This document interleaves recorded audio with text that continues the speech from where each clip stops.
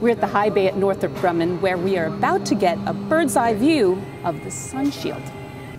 To tell us more about the sunshield, which is actually made up of 5 layers of a material called Kapton, we have Andy Tao. He's the chief engineer for the sunshield.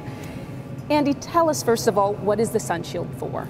Well, the sunshield's main purpose is to keep the energy from the sun from getting to the telescope. JWEST looks for very faint, basically thermal objects out in space. It's important to keep things really cold.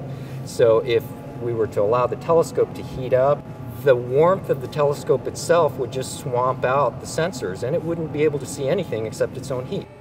The second thing is just to keep out the visible light also. The visible light can get inside the optical train and cause all kinds of interference, so we want to keep that out too. Now, Andy, I mentioned before it has 5 layers of a material called Kapton. Before I ask you why 5, what's Kapton? Kapton is essentially a space-age plastic film material. It's something that's been developed for a number of years, and we actually use it in our thermal insulation material. Okay, and 5 layers? Why is that? 5 layers, well, 6 would be too many and 4 would be too few. You've got this down. Yeah, well, it actually has to do with the amount of energy that we need to reject from the sun. The sun is putting in a certain amount of energy, and we need to reject that and make sure it doesn't get to the telescope. The sunshield is built so that there's an angle between each one of the layers, so heat that comes off of layer 1 gets bounced out and actually gets rejected out the sides. So if the spacecraft was down here, we actually have a couple of holes in the sunshield that allow heat to come up from the spacecraft and get pumped out through the sides. So the sunshield is sort of like a giant heat pump, passive heat pump. This is not the flight hardware, right? This is actually just a test article. That's right. This is one of our series of development articles, and a very important one. It's full size, and it's pretty close to flight, but there's some important differences. All right, ready to come down? Coming down.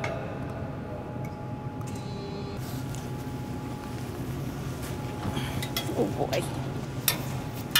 These layers that you see right now actually will be coated with a vapor deposited aluminum. Okay. And that aluminum, which you see here on the underside of the thermal covers, is 99.99% reflective. So that helps a lot when we're trying to bounce all that thermal energy out of the sunshield. Okay.